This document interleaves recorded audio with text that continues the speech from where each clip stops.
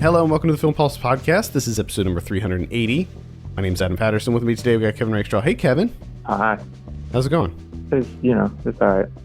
Nice. All right. Hanging in there. Let's just... Yeah. That's all we can hope for. Just hang on. Just hang on. One day at a time. Yep. This week on the show, we'll be taking a look at The Devil All the Time, along with some of what we've been watching on the watch list, and talking about this week's new releases on VOD and Blu-ray. Thank you so much for joining us this week. Please remember to review us on iTunes if you get a moment. That would be super helpful. Quick housekeeping note, we are recording the new Saved by the 90s episode for September this week. Should be out later this week. Pretty excited about it. We're talking about, get this, offbeat comedies released in September of 1998. Okay. So we were able to hone in on one specific month and year and talk about 4 offbeat comedies. Damn. Yep. That's a lot of comedies. I'll give you a hint. Offbeat, too. Offbeat. Yeah, I'll give you a little clue. One of them is a John Waters movie. So that was fun. But yeah, check that out. That'll be coming very soon. Keep an eye on Twitter and all of that, and we'll be announcing its release. With that, I think we can dive into our review here. We're talking about The Devil All the Time. This is directed by Antonio Campos. I have a synopsis here. Sinister characters converge around a young man devoted to protecting those he loves in a post-war backwoods town teeming with corruption and brutality. This is adapted from the novel by Donald Ray Pollock. And it shows big time. I mean, sometimes when movies are adapted from novels, you can't really tell, but this one is very, very evident. I'm not saying that's good or bad, but it's actually narrated by Donald Ray Pollock. Yes. And that's the first question I have for you, Kevin, because you typically hate you hate narration. You just hate that shit. Bad. It's bad. Okay, not a fan of the narration by Donald Ray Pollock. It's just dumb. It makes it feel like too much of a novel. It feels like a 90s movie to me, like the Shawshank Redemption or something, where or like one like The Green Mile. I don't know if there's narration in those movies actually. I'm pretty there definitely isn't Shawshank, but like it just reminds me of it's the narration coupled with the time period coupled with the score. It has this very kind of very earthy score, and it all feels like one of those types of movies to me. Yeah, and I think unfortunately, like, it's tough because I like Pollock's voice, but at the same time, like, his narration it didn't add anything. Like, it crops up once in a while, but he doesn't really add anything to what you're seeing. It just felt kind of unnecessary. It was a little jarring at first, but I gotta say, like, I didn't hate the narration. It didn't bother me as much as it did in some movies, because this felt like it was kind of a storytelling type movie where, to me, it fit more than most movies that have narration. Although often there were several moments where, like, I was watching it during the narration and I was thinking, like, what would this scene be like without this? And does it add anything? And usually the answer is like, no, not really. Overall, I could have done without it. Now the rest of the movie.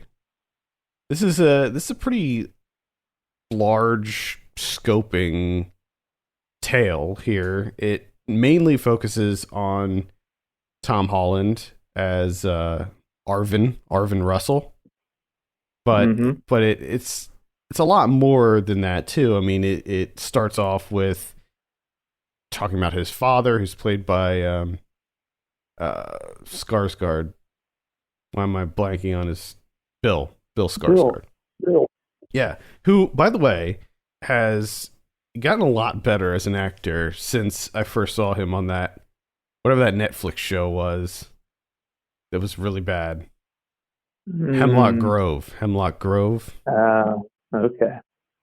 He was rough. He was rough in that movie. And after seeing him in like other things, I have to wonder if he was a little green during that movie or that show, or if it was more of the directors not being very good. I don't know.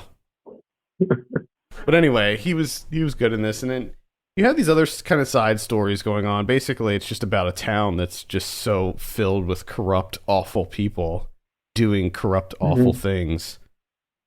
Pretty much. It's definitely a lot of misery in this movie for sure, Yeah. Well, I mean, it's the devil all the time, all the time. 24/7, every day. There's no breaks.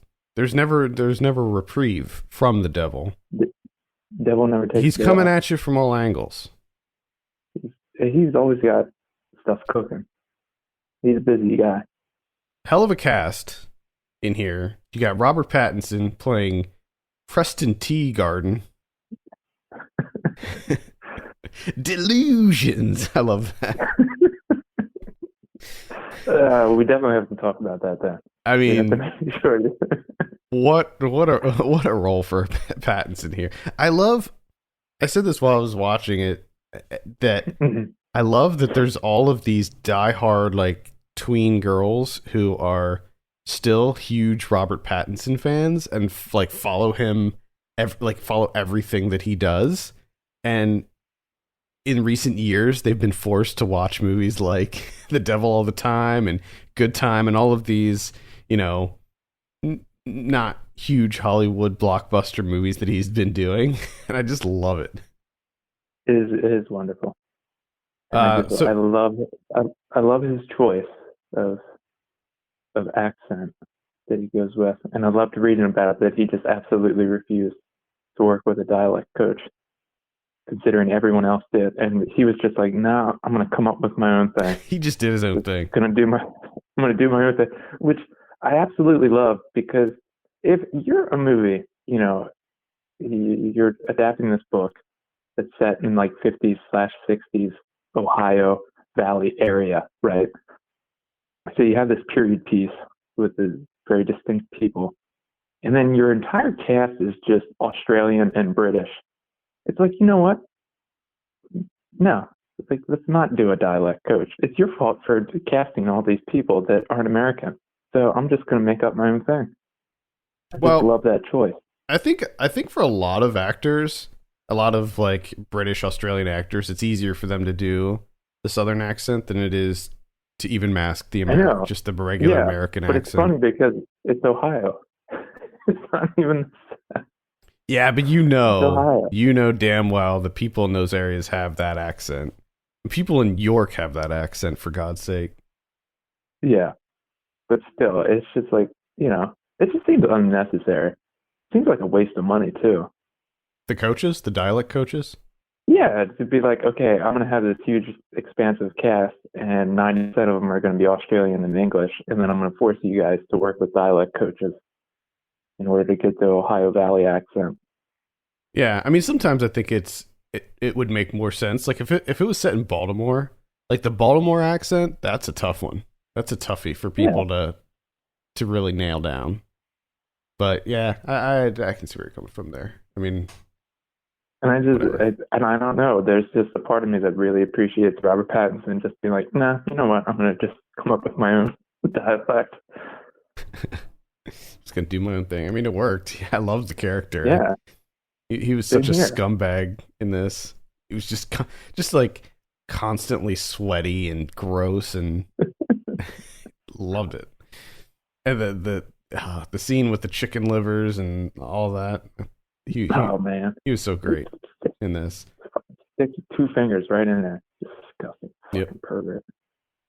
So you have Riley Keough in there as well, along with Jason Clarke, who play this murderous couple roaming through the town, killing hitchhikers. You have Sebastian Stan, who seemed to gain a lot of weight for this role, at least 20 pounds, and he plays this corrupt sheriff. Did you say it was Eliza Scanlon? She's in there from Baby Teeth earlier this year. Oh yeah, Mia Wasikowska, which I haven't really seen her in anything in a long time.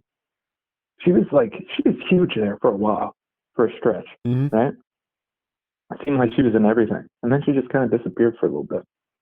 Yeah, a little. I don't know. I don't know what happened there. Maybe she's just being a little bit more selective about her roles. And then you have Harry Melling as Roy Lafferty, who you see in the trailer dumping a jar full of spiders on himself. I love that. Oh boy. I love that he gets bit by one of this. This is not a spoiler because it's like it doesn't even happen on screen or anything, but there's a plot point where he gets bit in the face by one of the spiders and his head blows up like a balloon and he stays inside of a closet for like weeks. Roy. He was a particularly skeezy character in this as well. Pretty much everybody except Tom Holland. It's like Tom Holland, and then like And all the women. and all the women. Yeah, so I was just gonna say all the female characters were fairly normal. But I mean, they don't really get to do much. They essentially just wait around until violence happens to them, which is, I think, the number one issue that I have with this movie. Not necessarily that, but that plays into where all of these characters just felt very, very one-dimensional. Like they didn't really feel like fully realized people. They're just you're sort of introduced to this cast of characters, and it becomes pretty evident right off the bat that we have accumulated all these people, and then they're just going to either kick the shit out of each other or kill each other at some point in time. They're going to cross paths, and someone's going to die, and buckle in, devil all the time. Mm-hmm. Yeah, a lot of them play But- archetypes for sure. yeah, they're just like they're not people, and it's a bit much. I agree for the most part. I think that some of the characters were a bit more complex. I thought the Bill Skarsgård's character was slightly more complex than the others. Even Tom Holland, though, like didn't even though he was sort of the central character. He only did like one thing. Yeah, Which is he learned one thing from his father, and like that's all he did. that's to beat the shit out of people. He just wait, like I just sit and wait for my time. Bides his time, beats the shit out of people. Pounces, pounces. Yeah, it's a kind of a nasty little movie here. Definitely has some uncomfortable moments. There's some grisly violence in here. Not a lot of joy can be gleaned from this movie for sure. Mm-hmm. That said, I thought it was fine overall. I didn't have too many like major issues with it. This certainly isn't going to be a movie that I remember a lot of details from by the time the end of the year rolls around. But it feels like it's maybe above average for Netflix. Yeah, I yeah, didn't. definitely. It's fine. It's fine. I think It's a fine Antonio movie. Campos has a good eye for the camera. Like I think that a lot of the cinematography looked good. I liked a lot of the framing and a lot of the camera work. I thought was quite good. I like movies that take place in this area, so that was kind of it kind of already had that going for it for me. But Yeah, I've been into what Campos has done in the past. I liked Simon Killer and I liked Christine. I think I liked it's just Christine. this this didn't feel like an Antonio Campos movie to me though. Like it didn't have like any of his stylings to me. This just felt like it was made by anyone. Like you could make up a name and I would believe you. You just be like, pick any random name and say that's who directed it, and I'd be like, oh, okay, makes sense. It felt maybe like a Jeff Nichols movie. There you go. Yeah, yeah, yeah. I was getting some Jeff Nichols vibes See, in that's there. right. You could be like Kevin. It's directed by Jeff Nichols. Did you see the new Jeff Nichols movie, The Devil All the Time? I'd be like, oh yeah, totally. Fits right in with Jeff Nichols' au revoir. I think so. Yeah. I would definitely would not pick Antonio Campos as the director of this movie. No, no, it doesn't. It doesn't hold a lot of visual similarities to Simon Killer. Yeah, or even like After School. I didn't see that one, but I'll take your word for it. Yeah, I mean, it seems like his prior movies between Simon Killer, After School, Christine is like he at least had like some sort of exploration of violence, whereas this movie just there doesn't seem to be anything in terms of like an exploration, right? It's just violence. Right. Like I said, it's just people being introduced in the beginning, and you're like they're gonna kill each other at some point, so just hang around and see who survives. I kept thinking throughout this that I bet this works better as a novel. Like Well, I yeah, didn't read the novel, but something tells me that the nuance of these characters is probably explored a lot more deeply in the novel, and something tells me that a lot of that stuff was condensed down to fit yeah. within Well, a movie. yeah, and that's the thing that ultimately bothers me with movies based on novels, especially when they're done like this, where like all that nuance is taken out, and essentially what you're left with is just like a bullet point, plot points. That's it. We're just going from, but it's just distilled down completely to plot. And if you're into that type of movie, it's fine. It works that way. But I'm definitely looking for more. Yeah, overall, maybe a little bit let down with it. I can't say that my expectations were at any specific level for this. I was mainly interested for the director and the cast in this, and I will just reiterate that I think the cast across the board did a really great job. I think everybody was great. Even like Mia Wasikowska had a very small role in this. She didn't really do much, but when she was there, she was quite good. And what a tragic character arc she had in this. I mean, like yeah, I think that's the thing to remember going into this is like a lot of the only good people in this movie, a lot of bad things happen to those good people. Yeah. Yeah. But, you do get to see a guy drop a jar full of spiders on himself, so That happens pretty early on. yeah. So you could just, well, you said it was in the trailer, right? It is in the trailer. Yep. Let me just watch the trailer. You can do that. Peace out for the day. You get a whole bunch of shit done. I mean, it's almost worth it just to see Pattinson as the skeezy preacher. Yeah, he is. He is. He does do a pretty solid job in that role because he's so pervy, Yeah. and you can like the way Pattinson plays it is like no matter what he's doing, there's this like his character's horniness is at the forefront somehow, but it's not overt. Yeah. It's just really skeezy, super skeezy. He And has then an aura of horniness. yeah, and then he couples it with that accent, which I think just like amplifies it in a way. It works, Mm-hmm. and he's not even in it that much either. No, he's not. I mean, he doesn't get top billing or anything like that. I think him and Mia Wasikowska are at the end where it says like with Robert Pattinson and Mia Wasikowska. So he's in it more than I expected. I didn't think he was going to be in it as much as he was, but yeah. Anything else? Anything else to add about The Devil All the Time? If you're looking for a really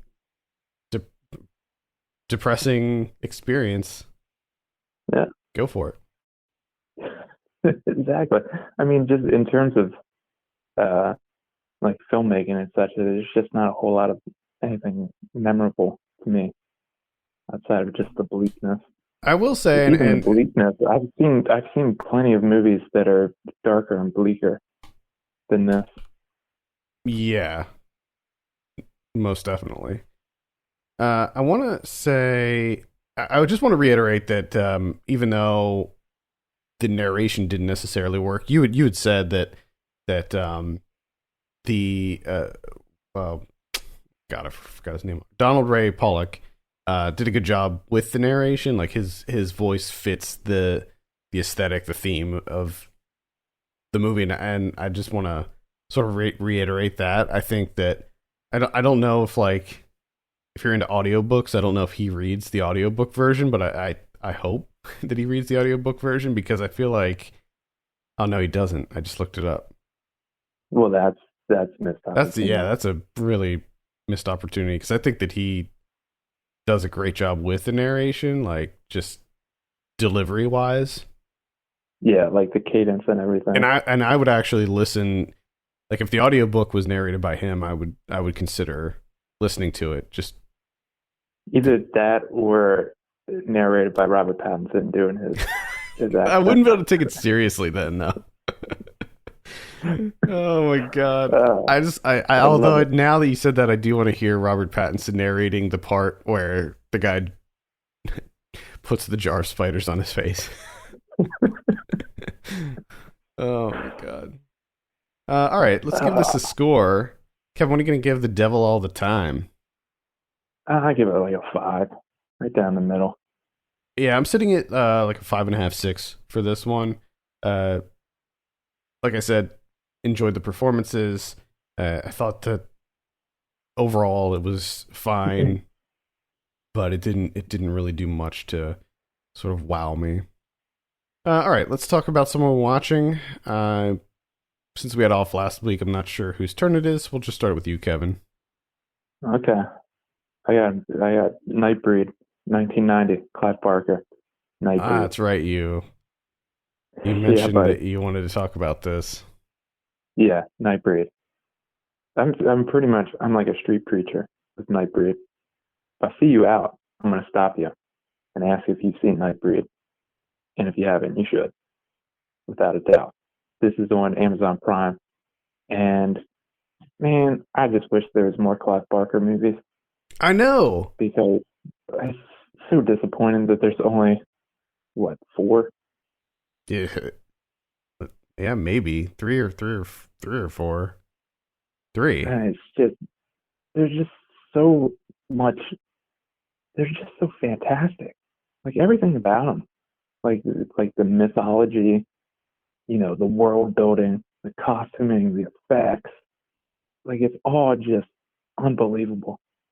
It's just so much fun.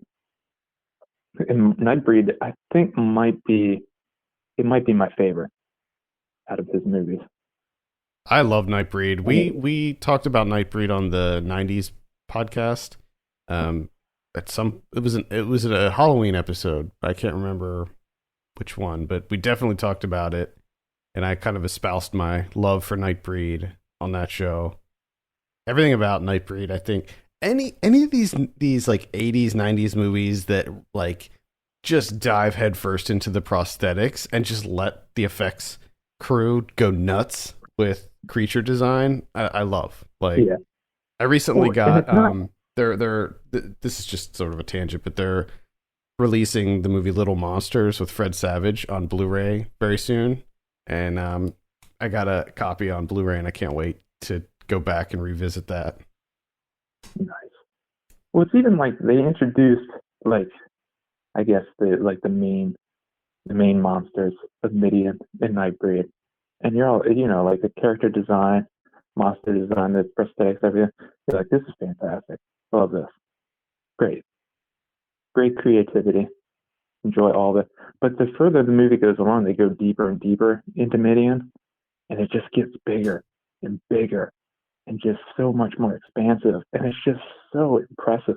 Like especially like at the end when it's a full out war, and you're just like, yes, like Yeah, this doesn't have like that we don't do this anymore, and I yeah, miss it so much. it's like a whole city. It's a whole city of like Hmm. mutant people, and everyone looks and is completely different than the other ones. Like they all have different like abilities and stuff. And like I was talking about this when we were reviewing it on the show, and like how shitty would it be to be the one where you find out like you have Craig Sheffer, who, you know, when he gets his powers, he still pretty much looks like a human, you know? Like he still looks he could pass as being a human. But then there's the ones that their bones disappear. Like they don't have bones anymore and they're just a blob. Well, there's that one guy that they show, like, I think only like two or three times, and it's only in passing. When you're like walking through that area, it looks like he's on like a landing, and he's just kind of stuck there because he's essentially a turkey with a head coming out of his stomach, and he can't really move. And like that's all he is. And if it just, you're right. Like if you would, you know, you get the MIDI and they're like, we're going to transform you. You are now a turkey man, and you're just like, what the fuck? So, you live on this landing now. You no longer have any bones. Enjoy being a blob. It's like, what? At least give me a moon for a face. Fuck. You got to wonder if the McDonald's, remember the McDonald's Moon Man? Yeah. Like that's all I think about when I see that character. And I don't know which one came first, but somebody ripped off of somebody else. I love it. And I like the idea of McDonald's ripping off Clive Barker. It's more interesting that way than the flip side. I also made a video that's up on our YouTube channel. I play the Nightbreed video games. They actually made Nightbreed video games, 2 of them, that they released to coincide with this movie, and the games are really bad. Oh, I can imagine. It was supposed to be 3. They were supposed to make a trilogy of games, but they only made 2 because they were so bad. They got the 2. I'm surprised we got the 2. Let's be honest. But like, not only do you have the monster thing going on, but like David Cronenberg's character, like the serial killer, like Button Eyes or whatever the fuck he is. Yeah, the mask. Like, yeah, he's creepy as hell, man. Mm-hmm. And and that aspect of the story is so creepy to me. That you have this guy going to a doctor and he's going through these, you know, essentially recounting these dreams, and then David Cronenberg is like, okay, I'm going to make all of these come true. Well, that's the other thing. Just so fucked up. Is the whole Midian thing, like that in and of itself could be a movie, but then you add in the whole serial killer angle, and that just adds a whole other dimension to it. Fucking masterpiece. Yeah, I love Nightbreed. Oh man, I can't really top Nightbreed, honestly. Like the stuff that I watched has been not great. First, I'll mention this documentary that's on Amazon. You can rent it, called "Pretending I'm a Superman: The Tony Hawk Video Game Story." Oh Jesus Christ, Adam. Okay, let me just tell you why I watched this. So they remastered Tony Hawk's Pro Skater 1 and 2. And they released that, and so I've been playing a lot of Tony Hawk, and I was just, you know, feeling that nostalgia, and I was really loving it. And then I knew that this documentary was released recently, so I was like, yeah, let me just give it a look. It was like an afternoon. Didn't have anything else to do, so I was like, let me just throw this on.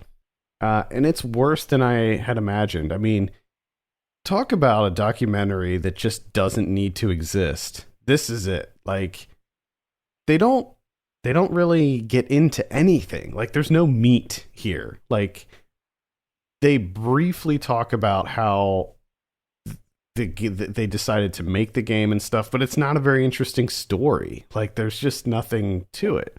And there's certain aspects of it that they don't get into at all. Like, you know, maybe talk about all of the games. Maybe talk about the shitty Tony Hawk 5 that came out like a year or two ago that was just a buggy mess and didn't even work right.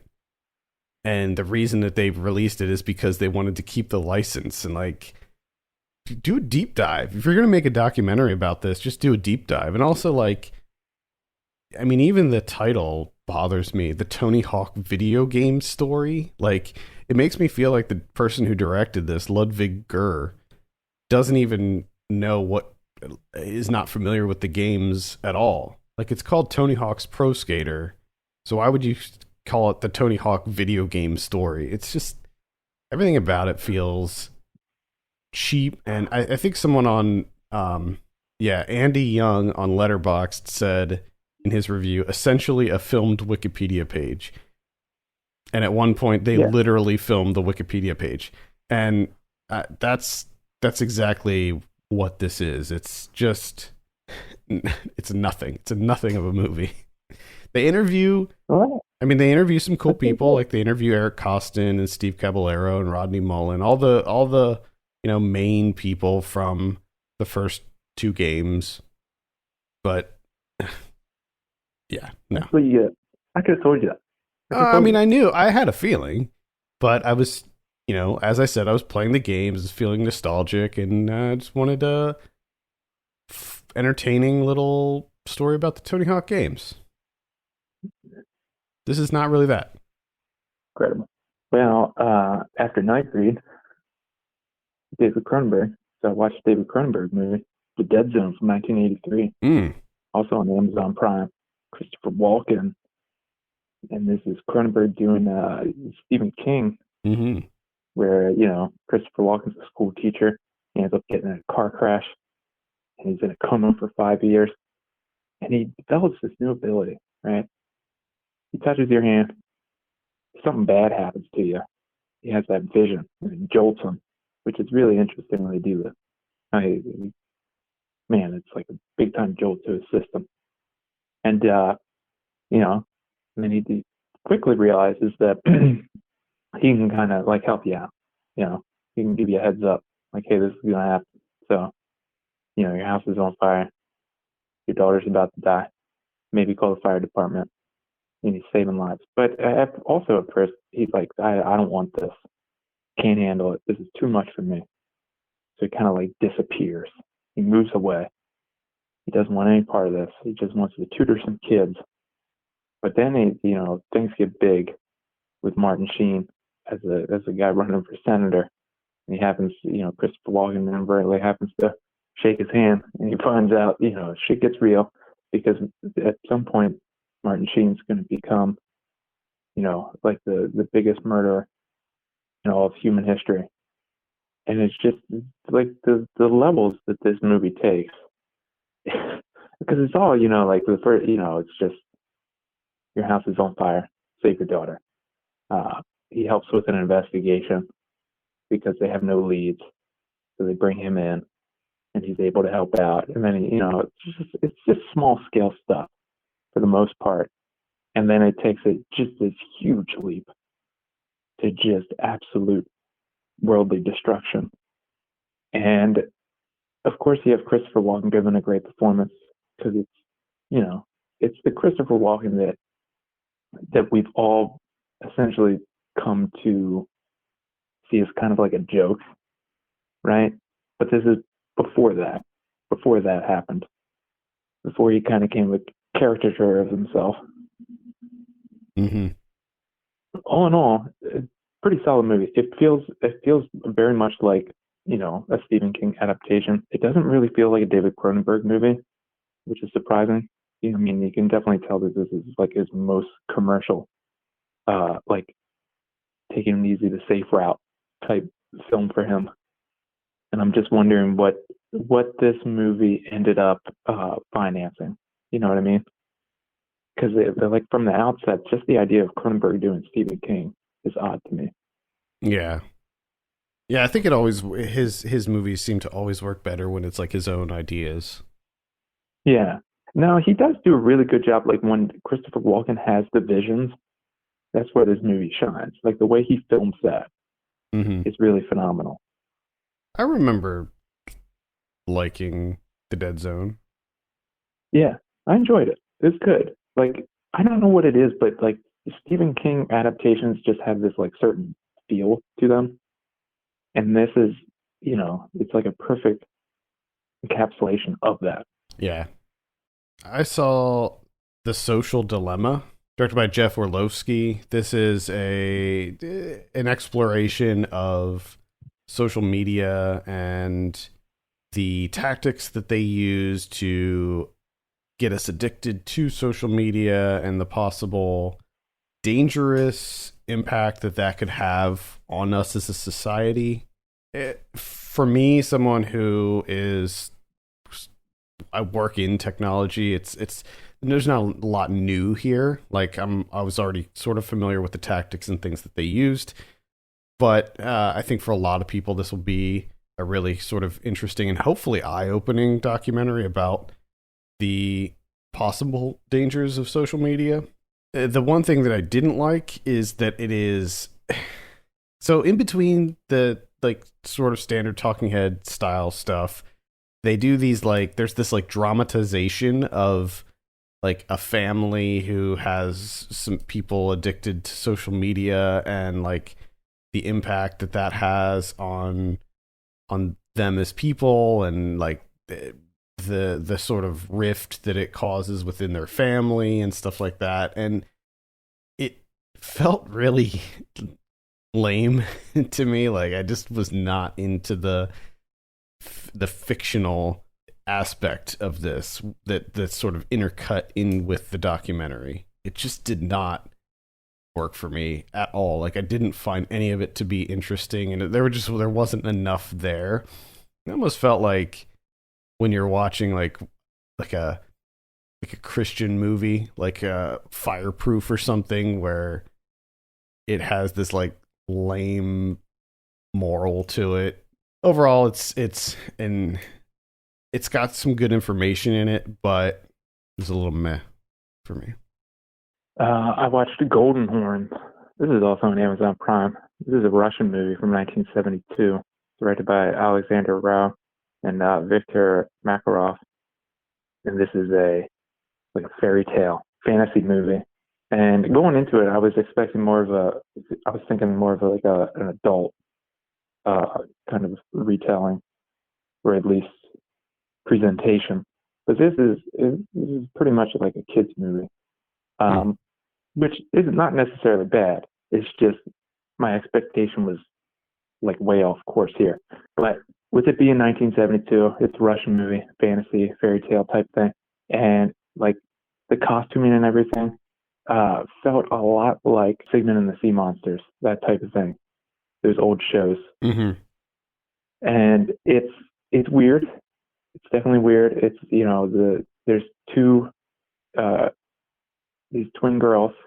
They're in the forest picking mushrooms, and they end up like kind of going out of where they should be, and they end up in the forest of Baba Yaga, and then she turns them into fawns and keeps them trapped. And then the family is like, oh, we got to get our daughters back. So the mom goes out trying to find them, and then their brother comes out trying to find them. A bunch of weird stuff going on here. You got golden horns. The titular golden horn is this deer, this buck with huge antlers made out of gold, and he helps people. And they got some bandits trying to kill him. You have, I think, probably the best part of this is before the mother leaves, the woman in the village is like, I baked you this loaf of bread. That way you have something to eat. It's going to help you out. She's like, oh, thank you very much. She's out and about. Turns out this bread is a perfect ball. And when she takes it out of the towel, this bread has a face on it. I don't know how this woman bakes a movable face into this ball of bread, but this ball of bread will sing, and it'll bounce on its own and lead you to where you need to go. So it's weird at times, and overall it's not too bad. It's just no going into it that it's kind of a children's movie. Because there's this part of me that kept thinking like, oh, well, maybe it'll like veer off into, a little bit more darker, but it doesn't. But overall, not too bad. Golden Horns. One other thing, Baba Yaga lives in this like little shack, and the shack is like it's a living thing. So it's just a massive shack, and with two chicken legs. Oh yeah, that's like part of the lore. Yeah, which is phenomenal. And so it looks like essentially what you got is Big Bird from the feet up, and then it's just a shack instead of a big yellow bird. The new Hellboy, the Hellboy that came out last year, Hellboy fights Baba Yaga, and he fights the chicken leg house in it. Oh yeah, Yeah, and nice. I believe in the Final Fantasy VII remake, you fight. I don't. They don't call it Baba Yaga, but it pretty much is. Anyway, I saw Coastal Elites. This is directed by Jay Roach. This came out on HBO Max.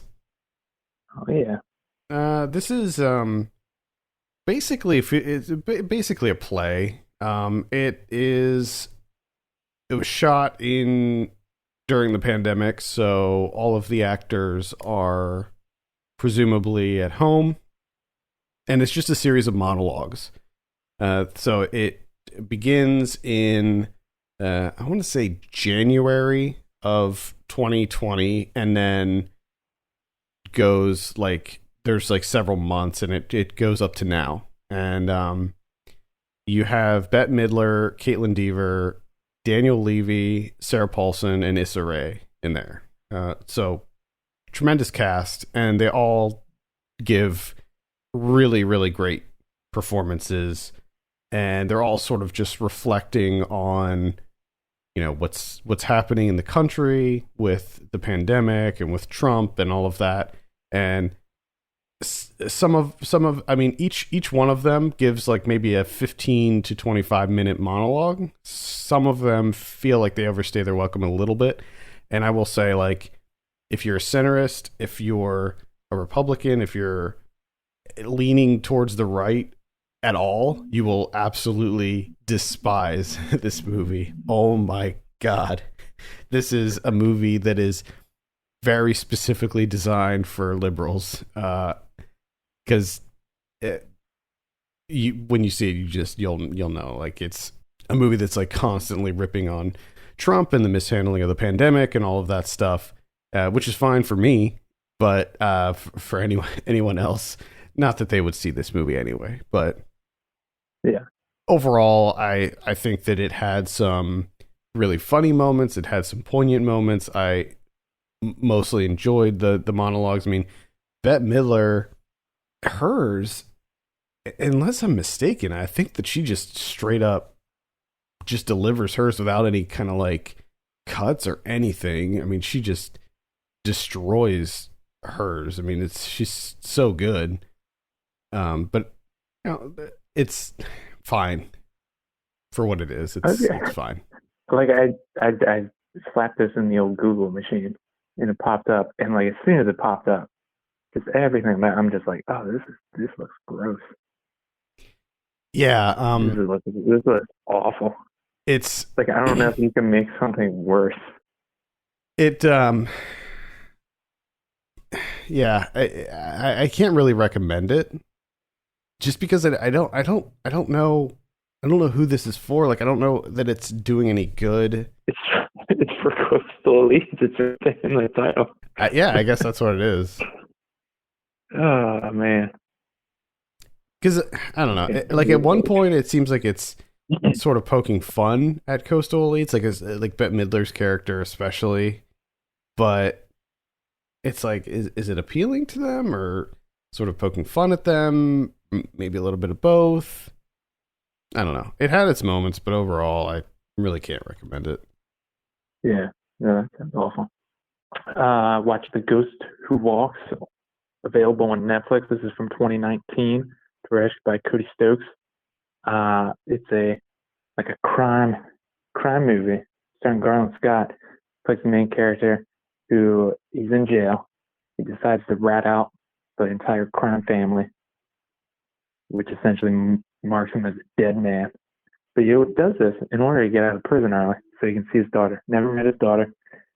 So, I mean, so he gets out, he's with it, witness protection, all that, ditches them to see his daughter. This all happens around Christmas time, essentially over the course of 2 days.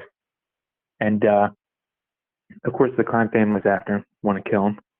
But you know what makes this more difficult for him is his girlfriend. She's now married to the crime boss, right? Mm-mm.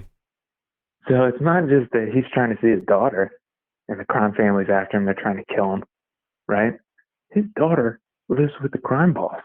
So, like, there has to be a confrontation at some point in time. It's inevitable. So, like, the beginning and end of this movie are really solid.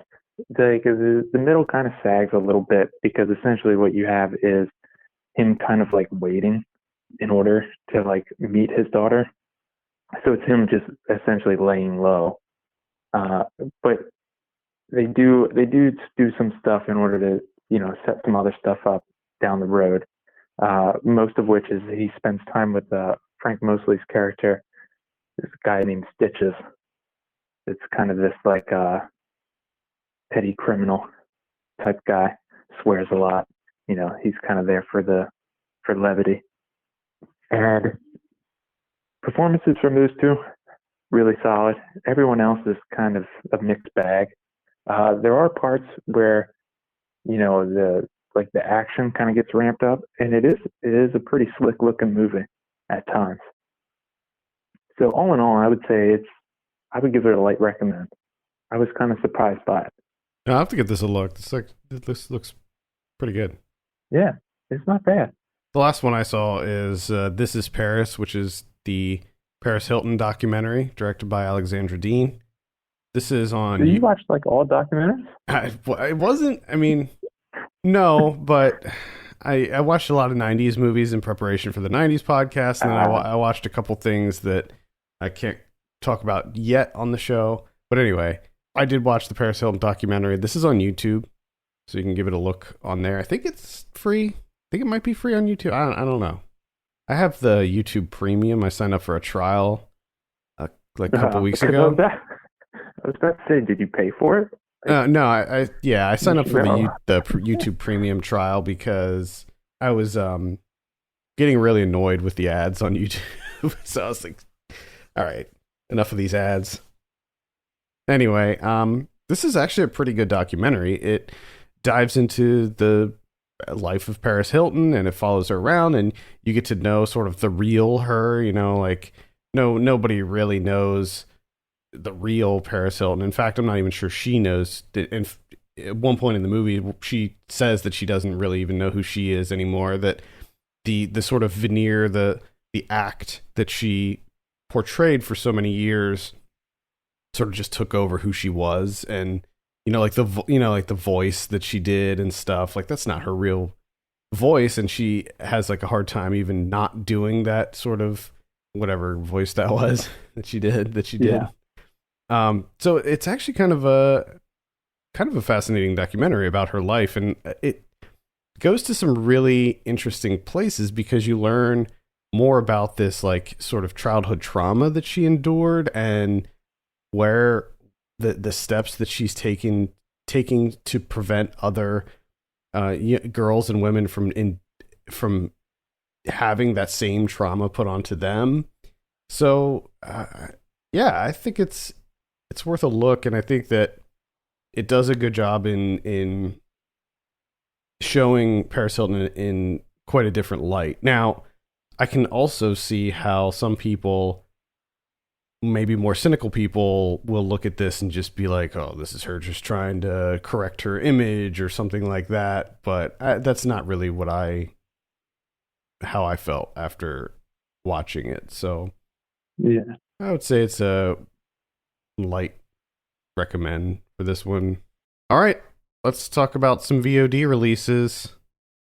On the 22nd, we have Jay Sebring, Cutting to the Truth. So check that out if you're looking for a Jay Sebring biopic. Who? Jay Sebring, legacy of the revolutionary 60s Hollywood trendsetter. Okay. He was someone who was killed by the Manson family. Okay. He was one of the victims, unfortunately. We have Stunt Women, The Untold Hollywood Story. This is a documentary about stunt women. Cool. Yeah, which I think is deserved. However, I don't know. There's some like really famous stunt women that don't appear to be in this movie, so I don't know how thorough it is. It seems like that's too expansive of a topic. Like, that should be like a series. I'm just wondering because it looks like it's focusing on like sort of very modern stunt women, and I'd be interested in going back further, looking at the history. Yeah, yeah. So I could be completely wrong about that, but on the 22nd we also have The Swerve. Mm-hmm. Looks like a thriller, maybe. On Netflix on the 23rd we have Enola Holmes. That's the one with Millie Bobby Brown as Sherlock Holmes' sister. Henry Cavill, I believe, plays Sherlock Holmes in this one.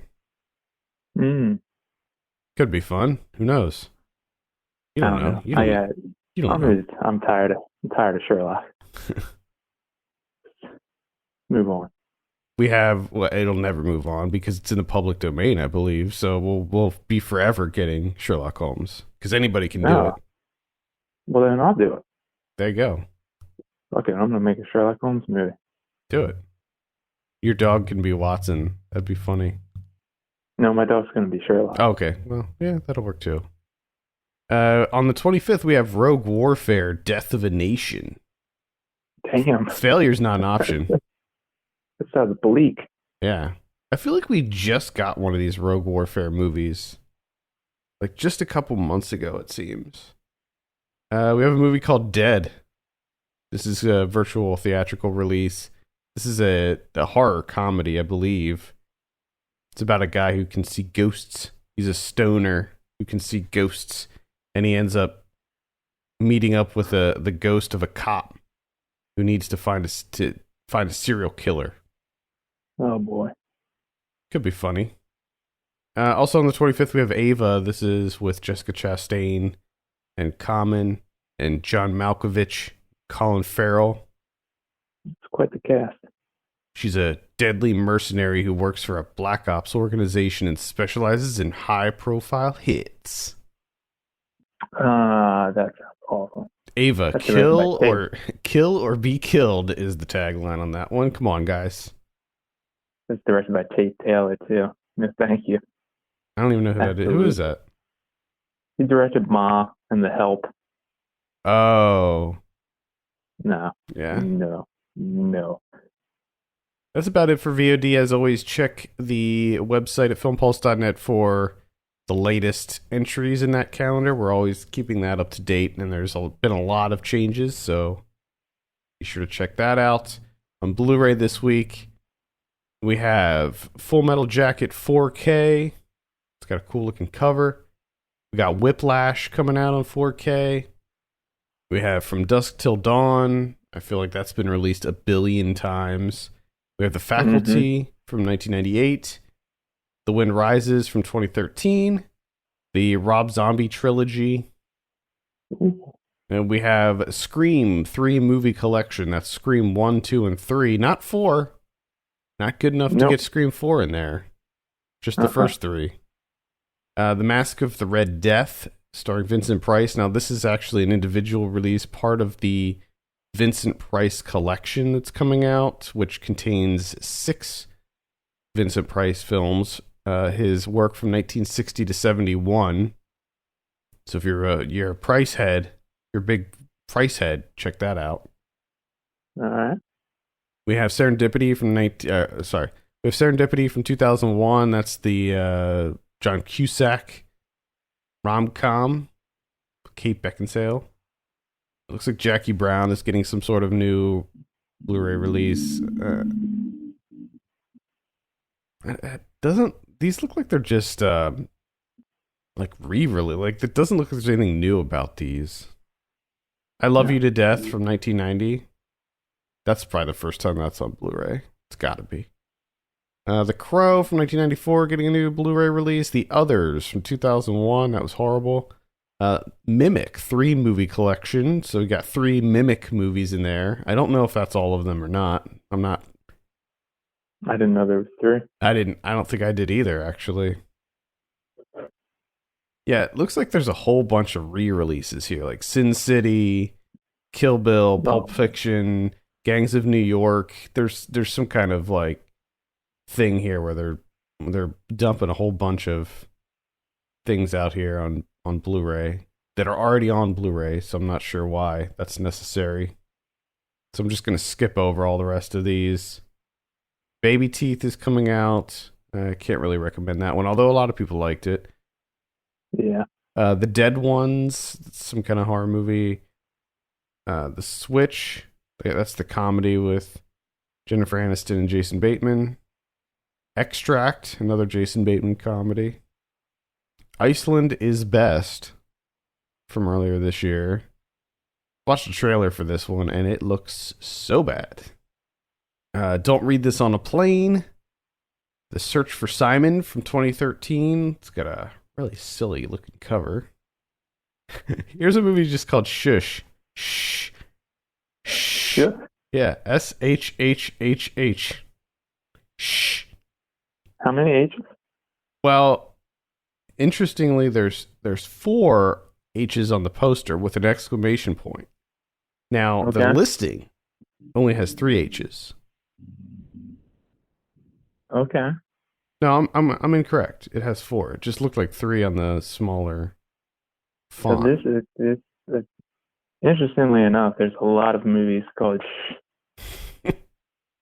And I believe it looks maybe like the one from 2020. Maybe. I mean, this is 2014 on the listing. Oh my God. Yeah, because that's a short film. Nope, it's not that. Yeah, this says 2014, 80 minutes. It's a horror movie. Okay, there it is. We need more movies that the title is just a sound rather than an actual word. Like I want a movie that's just like pff, pff. Did you guys go see pff this weekend? That's what I want. What about Criterion's this week? Oh, we have one, and that's Christ Stopped at Ebola from 1979, Francesco Rossi. You can get that on Blu-ray. It's got a new translation, new subtitles, and a couple of documentaries on there. There you go.